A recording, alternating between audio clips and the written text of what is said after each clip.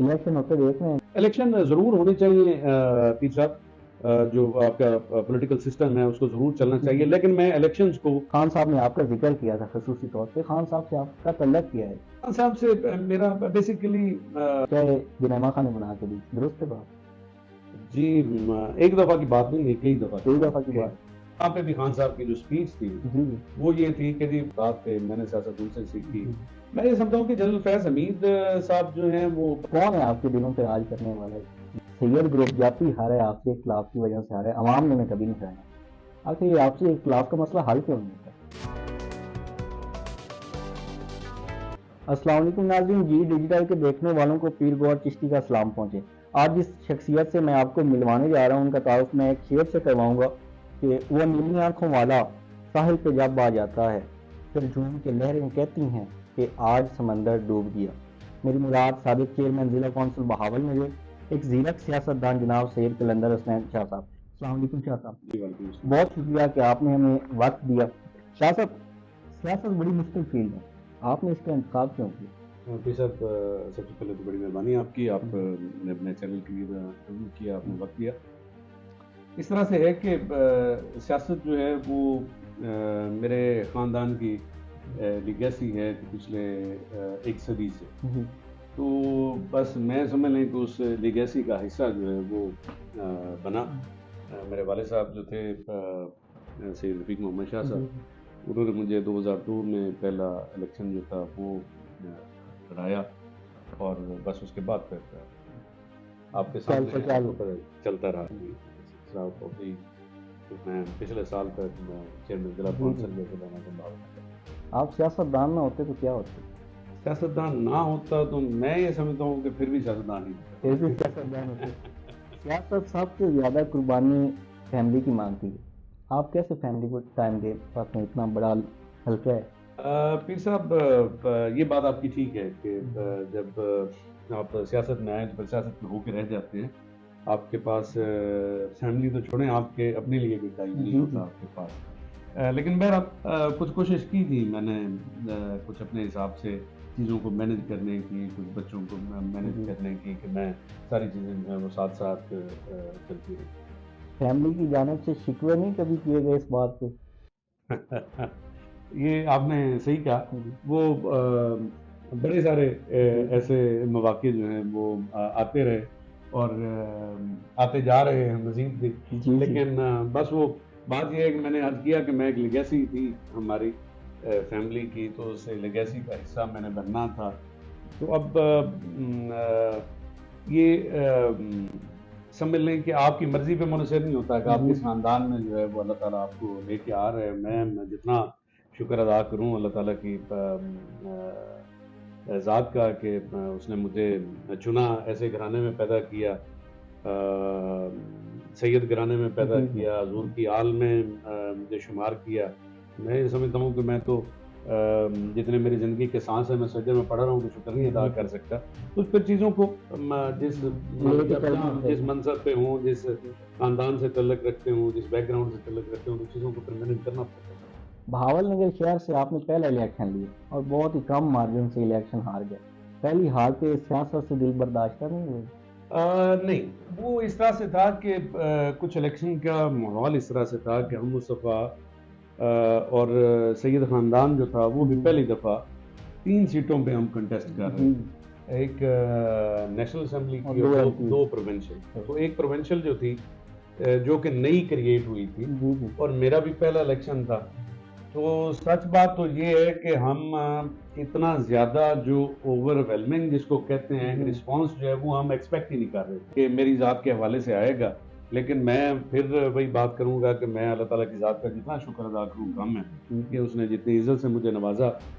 मैं जिस फील्ड में भी मैं रहा तो सियासत में भी उसने इसी तरह से इज़्ज़त से सरफराज फरमाया। तो मैं समझता मैं ये हूँ कि ज़ाहिर मेरे बुजुर्गों की मेहनत थी, तो वो मुझे रिस्पांस जो था वो इतना अच्छा मिला जो मेरे आइंदा सियासत में मुश्किल रहने का जवाब बना। जब आपने एक फैमिली मीटिंग में लोकल बॉडी इलेक्शन से कबल इस ख्वाहिश का इजहार किया कि मैंने डिस्ट्रिक्ट काउंसिल का चेयरमैन लड़ना, तो मजाक भी उड़ाया गया था, फिर भारी अक्सरियत से जीते, ये मुमकिन कैसे हुआ? میں سچی بات کروں پیر صاحب، تو میں اللہ تعالیٰ کی ذات جو ہے وہ مسبب الاسباب ہے، اور عزت ادا کرنے والی بھی وہی ذات ہے. بے شک. تو میں اگر آپ کو یہ کہوں کہ سیاست جو ہے وہ میری زندگی یا میری ذات کا جو سب سے چھوٹا حصہ ہے وہ سیاست ہے. صحیح. تو میں نے سیاست کو کبھی سر پہ سوار نہیں کیا، اور مجھے یہ اندازہ تھا اس وقت، بصیرت بھی جو ہے وہ اللہ تعالیٰ کی عطا کردہ ہوتی ہے، تو میں یہ سمجھتا ہوں کہ اللہ تعالیٰ نے مجھے نوازا ہوا ہے اس نعمت سے بھی.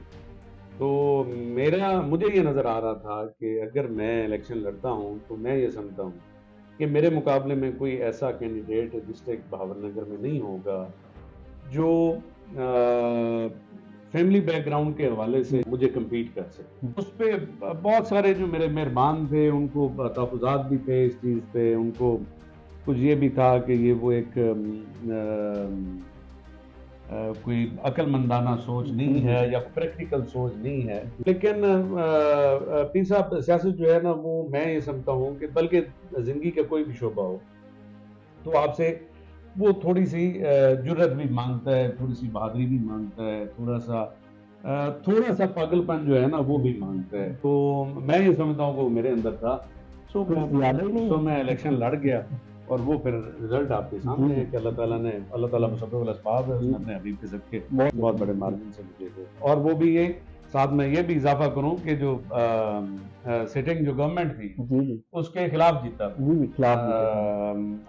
پنجاب میں جو 36 اضلاع تھے ان میں سے غالباً 2 یا 3 ہم لوگ تھے جو ہم گورنمنٹ کے خلاف ہم جیت کے آئے. پاکستان اور اٹیک بالکل صحیح ہے. تو اس لیے میں تو جتنا شکر ادا کروں جی وہ خدا ضرور برکت کر رہے ہیں. پچھلے 8 انتخابات سے اگر ہم نظر دوڑائیں تو سید گروپ جاتی ہارا ہے، آپ کے اختلاف کی وجہ سے ہارا ہے، عوام نے انہیں کبھی نہیں ہرایا. آخر یہ آپ سے اختلاف کا مسئلہ حل کیوں نہیں ہوتا؟ پیر صاحب اس میں ایشو یہ ہے کہ جب آپ کسی بھی شعبے میں ہوں تو جب آپ کے پاس کمانڈ جب آپ کی کمزور ہوتی ہے نا تو تب چیزیں جو ہیں وہ آپ کا جو مقررہ ہدف ہوتا ہے نا اس کو پا نہیں سکتی، وہاں تک آپ پہنچ نہیں سکتے جو بھی آپ کا ٹارگٹ ہوتا ہے، جو بھی آپ کا ہدف ہوتا ہے. تو میں یہ سمجھتا ہوں کہ میرے والد کے بعد ہمارا جو کمانڈ اینڈ کنٹرول جو سسٹم تھا وہ اتنا ویک ہوا کہ حالانکہ میری ہمیشہ یہ رائے رہی ہے، میرے والد صاحب کی زندگی میں چھوٹا تھا سب سے، لیکن رائے میری ہمیشہ یہ رہی کہ جی وہ جو بھی حکم دیں اس کی تعمیل من و ان ہونی چاہیے. اور اس کے بعد پھر میں ہمیشہ آج تک میں یہی کہتا ہوں کہ جی اصغر شاہ صاحب جو ہیں وہ چونکہ ہماری فیملی کے بڑے ہیں تو ان کی ان کا جو بھی حکم ہو اس کی تعمیل جو ہے من و ان ہونی چاہیے. اور میں یہ سمجھتا ہوں کہ یہی ایک واحد راستہ ہوتا ہے کسی بھی فیملی کے لیے کامیابی کا. وہ جب تک ہم نہیں کریں گے تب تک اس قسم کے معاملات جو ہیں وہ چلتے رہیں گے. وہ ایکسیپشنز ہو سکتی ہیں، جس طرح سے میں ضلع ناظم بن گیا تو ایکسیپشن تھی کہ ٹھیک ہے، یا ہم 13 کا الیکشن جو تھا نیشنل اسمبلی کا ہم جیت گئے، وہ بھی ایک ایکسیپشن تھی. تو اس طرح کے ایکسیپشنز ہو سکتی ہیں، لیکن آپ متواتر جو ہے وہ ایک جو آپ کی لیگیسی ہے اس کو نہیں برقرار رکھ سکتے. آپ لوگوں کے دلوں پہ راج کرتے ہیں، آپ کے دل پہ راج کون کرتے ہیں؟ اللہ تعالیٰ کی ذات اور پنجتن کا پاک کے بعد وہ آپ کی بھابھی جو ہے وہی ہے. ہر بات کا میرے خیال سے یہی معاملہ ہے. اچھا میں تو سوچنے لگا تھا کہ ہم نے جب میم سے لفظ بولا میں نے کہا کہ مسئلہ نہ کہہ دیں. آپ بلدیات کو بخوبی سمجھتے ہیں جی. بلدیاتی نظام جو ہوتا ہے وہ جمہوریت کی کامیابی کی علامت ہوتی ہے. کیا وجہ ہے کہ بلدیات سے گھبراتی نہیں ہے ہماری جمہوریت میں؟ اصل میں پیر صاحب ہمارا شروع سے جب سے پاکستان بنا ہے تب سے بیسک ہمارا لیک آف پالیسی جو ہے نا جی وہ بیسک ایشو ہے. ہمارے کسی بھی شعبے میں کوئی پالیسی نہیں ہے اس ملک میں، نہ ہی پالیسی ساز لوگوں نے نہ ہی پالیسی ساز اداروں نے اس پہ اوپر کام کیا. سب نے وہ جس کو ڈنگ ٹپاؤ پالیسی ہم کہتے ہیں وہ ڈنگ ٹپاؤ پالیسی ضرور ہے، اس کے علاوہ کوئی پالیسی نہیں ہے اس ملک کے اندر. پوری دنیا میں جہاں جہاں پہ آپ کو جمہوریت مستحکم ملے گی، اس کی جو پہلی بنیادی جو روح ہوگی وہ آپ کو وہاں پہ آپ کے اس کے لوکل گورنمنٹ سسٹم میں ملے گی۔ یہاں پہ مصیبت یہ ہے کہ ہمارے جو لیجسلیٹرز ہیں جنہوں نے قومی اسمبلی میں اور نیشنل اسمبلی میں بیٹھنا ہوتا ہے، ان کا جو سب سے بڑا 90% لوگوں کا جو سب سے بڑی اچیومنٹ رہی ہے ان کی اپنے خیال میں، وہ نالیاں بنوانا رہی ہے، سولنگ لگوانا رہی ہے، سڑکیں بنوانا رہی ہے، ٹیچرز کے تبادلے کروانا رہی ہے، یا میکسیمم پولیس والوں کے تبادلے کروانا رہی ہے۔ تو اس لیے لیجسلیشن کی طرف تو کسی نے مطلب وہ لیجسلیشن تو ایسے بھاگتے ہیں نا جیسے مطلب وہ میں کوئی غلط مثال نہیں دے سکتا، مطلب 90% آپ کے جو پارلیمنٹیرینز ہیں، آپ ان سے یہ پوچھیں کہ جی آپ نے یہ جو بل ابھی جس کے حق میں آپ ووٹ دے کے آئے ہیں، اس بل کے اندر کیا لکھا ہوگا، تو 99% لوگوں کو نہیں پتا ہوگا کہ بل کے اندر کیا ہے۔ ٹھیک ہے جی، پارلیمانی پارٹی کی ایک میٹنگ ہوتی ہے اور اس میں کہہ دیا جاتا ہے کہ جی یہ بل فلاں وزیر صاحب پیش کریں گے، ان وزیر صاحب کو بھی نہیں پتا ہوتا کہ ٹھیک ہے جی، آپ نے ہاتھ کھڑے کرنے، ہاتھ کھڑے کر کے آ جاتے ہیں۔ اسی طرح اچھا، اب وہ جو بیسک کام تھا لوکل گورنمنٹ کا، لوگوں کی روزمرہ زندگی جو ہے اس کے حوالے سے سہولیات مہیا کرنا، لوگوں کی روزمرہ زندگی کو آسان بنانا، انفراسٹرکچر جو ہے وہ آپ کا چھوٹے سے چھوٹے لیول پہ، مائکرو لیول پہ اس کو ڈیل کرنا، بہت ساری چیزیں تو لیجسلیٹرز جو ہیں انہوں نے اپنے ذمہ لے لی۔ اب جب لوکل گورنمنٹ کا سسٹم جب بنایا جاتا ہے کسی بھی دور میں، تو وہ ایک کنٹرڈکشن شروع ہو جاتی ہے۔ لیجسلیٹرز یہ سمجھتے ہیں کہ یہ جو ہم جو کام کر رہے تھے، جو حالانکہ ان کا کام نہیں ہے، وہ کہتے ہیں کہ جو ہم جو کام کر رہے تھے اب اس کام کے اندر جو ہے نا یہ ہمارے حصے دار نہیں آ رہے، مطلب ان کو کسی نہ کسی طریقے سے روکنا چاہیے، تو وہ پھر ہر ہیلے بہانے سے اس کو روکا جاتا ہے۔ یہ ابھی لیٹسٹ جو تھا ہمارے ساتھ جو کیا گیا، یہ جو شب خون مارا گیا گورنمنٹ کے اداروں پہ، مطلب وزیر اعظم صاحب جو ہیں وہ 50 بندوں کی موجودگی میں یہ فرما رہے ہیں کہ جی ہم آپ سب کو ساتھ لے کے چلیں گے، لوکل گورنمنٹ سسٹم کو وائنڈ اپ نہیں کیا جائے گا، اپنا فلاں فلاں فلاں فلاں، اور 2 مہینے بعد وائنڈ اپ کر دیا جائے، کیونکہ وہ لوگ وہ مافیا اتنا مضبوط ہے کہ پرائم منسٹر بھی ان کے سامنے نہیں ٹھہر سکتا، پرائم منسٹر کی بھی کوئی حیثیت نہیں، انہوں نے کہا کہ نہیں ہم نے اس کو ڈیزالو کرنا ہے، so he had to do it. تو یہ چیزیں ہیں، مطلب وہ اس وجہ سے لوکل گورنمنٹ سسٹم جو ہے وہ کبھی یہاں پہ کامیاب نہیں ہو سکا، یا اگر ہوتا ہے تو صرف ڈکٹیٹرشپ کے دوران ہوتا ہے، کیونکہ اس وقت وہ کلیش آف انٹرسٹ نہیں ہوتا، اس وجہ سے وہ چلتے رہتے ہیں۔ آپ نے ابھی بھی ذکر کیا پرائم منسٹر صاحب کو اور چیئرمین صاحبان جب یہ شامل ہوئے تھے تو آپ کی قیادت میں 15 سے 16 ڈسٹرکٹ چیئرمین صاحبان گئے تھے، وجہ کیا تھی خان صاحب کے پاس جانے کی؟ دیکھیں بات یہ ہے پیر صاحب کے لوکل گورنمنٹ کا جو نظام ہوتا ہے بیسیکلی یہ ہوتا ہے لوگوں کی نچلی سطح تک فلاح و بہبود کے لیے، ان کی زندگی کو کچھ نہ کچھ آسان بنانے کے لیے۔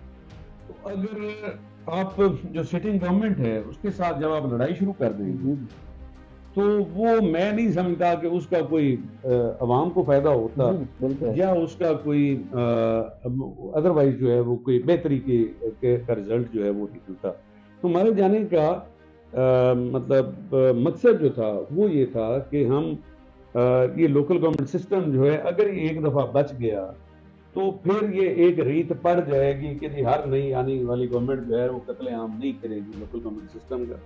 اگر یہ گورنمنٹ ایکسیپٹ کر لیتی ہے اور ہمارے ساتھ ایک لائزون ڈیولپ ہو جاتا ہے تو لوگوں کی زندگی جو ہے وہ ہم کچھ نہ کچھ بہتر کرنے میں، کچھ نہ کچھ آسان کرنے میں کامیاب ہو جائیں گے، لیکن وہ نہ ہو سکا۔ آپ کے خیال میں سب سے اچھا بلدیاتی سسٹم کس دور میں؟ میں یہ سمجھتا ہوں جی بڑا فیئرلی اسپیکنگ جنرل مشرف صاحب کے دور میں جو لوکل گورنمنٹ سسٹم آیا اس میں میں یہ سمجھتا ہوں کہ میجسٹریسی یا لا اینڈ آرڈر کے حوالے سے چند ایک لوپ ہولز تھے یا فلاز تھے جن کو بڑا آسانی سے کور کیا جا سکتا تھا، لیکن وہ پھر جب آگے گورنمنٹ آئی مسلم لیگ نون کی تو انہوں نے بھی آ کے جو تیا پانچا کر سکتے تھے وہ انہوں نے تیا پانچا کیا اس نظام کا، اور اپنی مرضی سے وہ ایک وہ جو کہ میں اس سسٹم میں بھی تحصیل ناظم رہا، اس سسٹم میں میں ضلع ناظم رہا، تو میں یہ سمجھتا ہوں کہ شاید اس سسٹم کا جو تحصیل ناظم تھا وہ بہت بہتر پوزیشن میں تھا اس سسٹم کے ضلع ناظم سے۔ اگلی اب جب پی ٹی آئی کی گورنمنٹ آئی تو انہوں نے پھر آتے ہی سب سے پہلا کام جو تھا وہ یہ کیا کہ جو نئے والا سسٹم تھا اس کا کیا پانچا جتنا وہ کر سکتے تھے کیا، اور ان کو تو خیر 3.5 سال میں ہی کبھی سمجھ نہیں آئی کہ ہم کرنا کیا چاہتے ہیں یا اس کا کیا ہونا چاہیے یا کیا مطلب سسٹم ہونا چاہیے، لہٰذا وہ نہ ہو سکا. کبھی اسمبلی میں وہ پاس ہو جاتا تھا، اسمبلی میں پاس ہونے کے بعد بھی پتہ نہیں ہوتا تھا کہ اس کے اندر لکھا کیا ہوا ہے. تو جب ان کو پتہ لگتا تھا کہ اس میں تو ہم نے یہ لکھا ہوا ہے ایک جگہ پہ، مطلب ایک ہی جگہ پہ ایک بات کر کے دوسری جگہ پہ اسی بات کی نفی کی ہوئی ہوتی تھی، تو وہ ان کو سسٹم تو سمجھ ہی نہیں آئی 3.5 سال میں ہم نے لکھنا کیا ہے، ہم نے کرنا کیا ہے. زرداری صاحب کو آپ نے ایک مشورہ دیا تھا، اس کے بعد سب کو نکال دیا تھا سوائے آپ کے لیے، کیا تھا؟ وہ میں یہاں پہ اچھا ٹھیک ہے جی. عمران خان صاحب جب وزیر اعظم تھے تو ضلعی لینڈ ماؤنٹ میٹنگ ہو رہی تھی، خان صاحب نے آپ کا ذکر کیا تھا خصوصی طور پہ. خان صاحب سے آپ کا تعلق کیا ہے؟ خان صاحب سے میرا بیسیکلی خان صاحب کا تعلق میرے والد صاحب کے ساتھ تھا. تو خان صاحب جو تھے وہ برملا آج بھی اظہار کرتے ہیں کہ جی رفیق شاہ صاحب جو تھے وہ میرے استاد تھے، رفیق شاہ صاحب میرے بزرگ تھے. یہ جس جوائننگ کی آپ بات کر رہے ہیں، جب ہم پی ٹی آئی کی گورنمنٹ کے پاس گئے، ہم ڈسٹرکٹ چیئرمین جو تھے، تو وہاں پہ بھی خان صاحب کی جو اسپیچ تھی وہ یہ تھی کہ جی وہ رفیق شاہ صاحب میرے بزرگ تھے، رفیق شاہ صاحب میرے استاد تھے، میں نے سیاست ان سے سیکھی، قلندر میرا چھوٹا بھائی ہے، فلاں فلاں فلاں فلاں. تو وہ اس کو آج بھی ریکگنائز کرتے ہیں اور آج بھی اس کو وہ کرتے ہیں. اور میرا 94-95 سے میرا خان صاحب کے ساتھ ایک بڑا سارا وقت ہم نے اکیلے بھی اکٹھے گزارا ہے. وہ ایک ہے ایک بھائیوں والی یادیں جو ہیں وہ ضرور ہیں. 97 کی بات ہے، آپ زمان پارک عمران خان صاحب کے پاس گئے تھے ان سے ملنے، تو آپ کو چاہے جنیما خان نے بنا کے دی، درست ہے بات؟ جی ایک دفعہ کی بات نہیں ہے، کئی دفعہ کی بات. ویسے یہ تو بڑی خوش قسمتی کی بات ہے کہ خان صاحب کے بارے میں مشہور ہے وہ کسی کو پانی نہیں پلاتے، اور آپ کو جمیمہ خان چائے پلا رہی ہے. جمائمہ نے پلائی تھی. اچھا خان اس کے بعد دوسری کسی مسز نے نہیں پلائی؟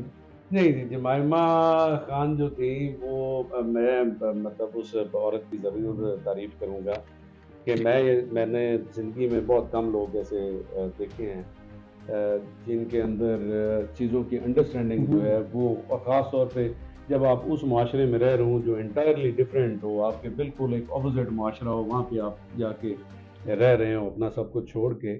تو میں یہ سمجھتا ہوں کہ اس عورت کی جو انڈرسٹینڈنگ تھی ہمارے سوشل سٹرکچر کے بارے میں، سوشل سسٹم کے بارے میں، عمران خان کے بارے میں، میں نے بہت کم لوگوں میں دیکھا.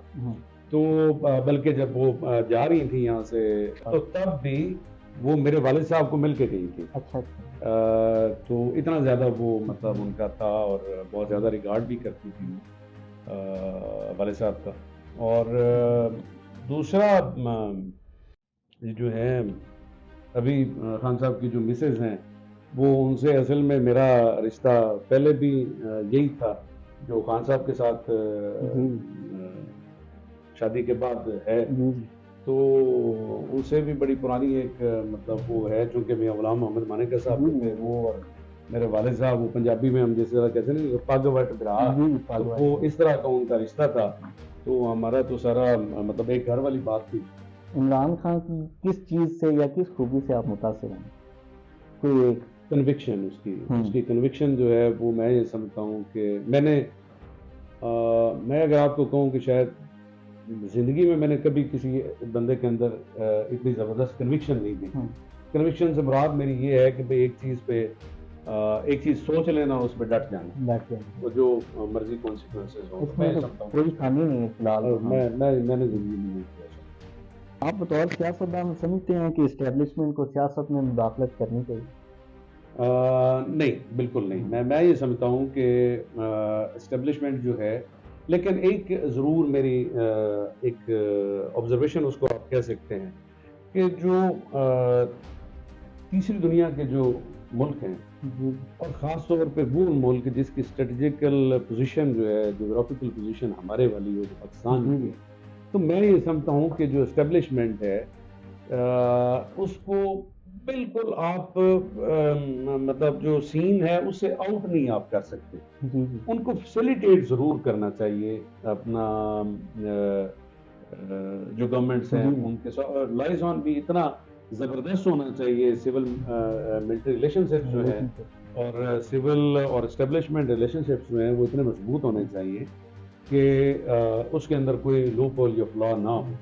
تو میرا خیال یہ ہے کہ اس حد تک تو ضرور ہونا چاہیے, لیکن ادروائز جو کوئی ڈائریکٹ انوالومنٹ ہے, کوئی جس طرح سے آپ کو پتہ ہے کہ ہمارے یہاں پہ لگتے رہتے ہیں الزامات, اس طرح کی سچویشن جو ہے وہ نہیں ہونی چاہیے. جنرل فیض امیر صاحب کی سروسز کو کس نگاہ سے دیکھتے ہیں؟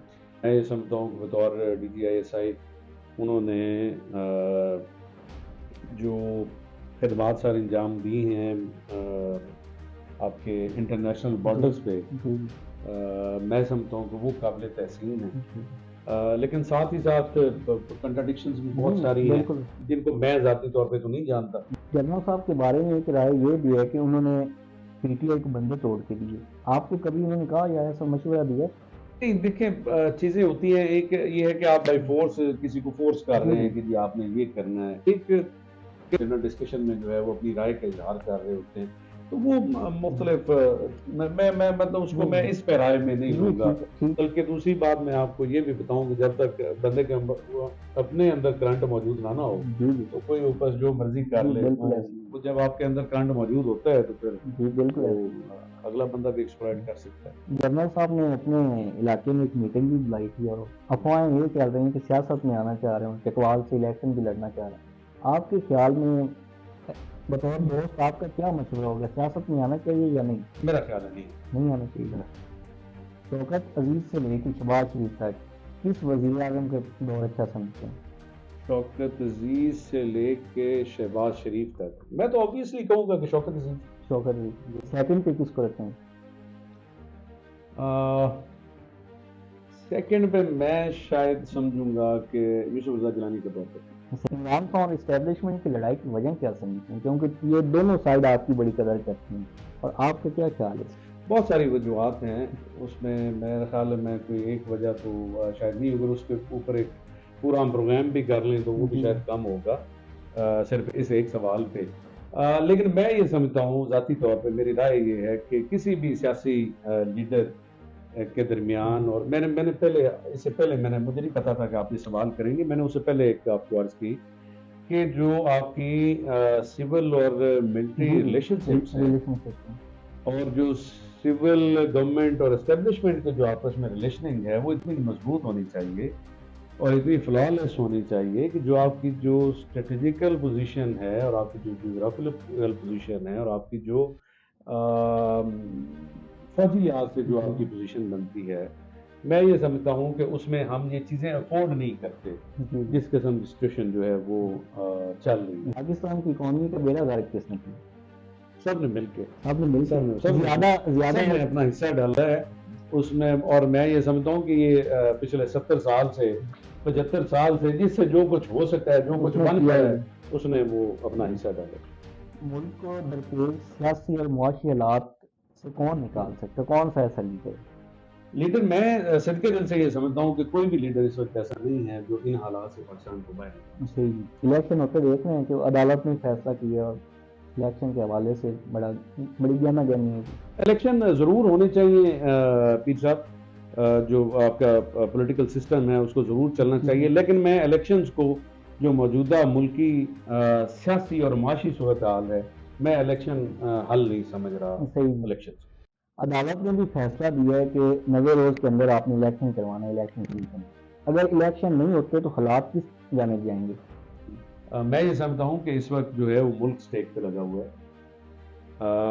تمام جو لیڈرز ہیں ان کو مل کر بیٹھنے کی ضرورت ہے اور دل سے تمام قدورتیں نکال کر, اور اس وقت ان حالات کا جو متقاضی حالات جو ہیں جس چیز کے, میں سمجھتا ہوں وہ واقعتاً یعنی کسی اگر آپ حکومت کے کسی شعبے کو یا کسی وزیر کو اگر کوئی شعبہ حوالے کر رہے ہیں تو واقعی اس وزیر کو پتہ ہونا چاہیے کہ یہ شعبہ ہے کیا اور میں نے کس طرح اس کو لے کے آگے بڑھنا ہے, یا ملک کو میں نے کیسے جو ہے وہ لے کے آنا. Right man for the right job. Right man for the right job. اس کے علاوہ اب آپ کو میرا نہیں خیال کہ کوئی اس وقت حل ہے. آخری سوال ہے علاقائی پالیٹکس کے حوالے سے, سید گروپ متحد ہو کے الیکشن لڑے گا انشاءاللہ؟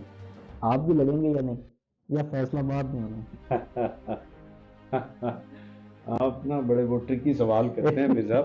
نہیں اس میں یہ ہے، میں نے آپ کو ایک عرض کی شروع میں، پہلا جو آپ کا سوال تھا اس کے جواب میں نے یہ کہا تھا کہ اللہ تعالیٰ جو ہے نا وہ بڑا مسبب الاسباب ہے. اللہ تعالیٰ کی ذات نے مجھے بہت ساری ایسی چیزوں سے نوازا ہے، میں یہ سمجھتا ہوں کہ میں اس کا جتنا شکر ادا کروں کم.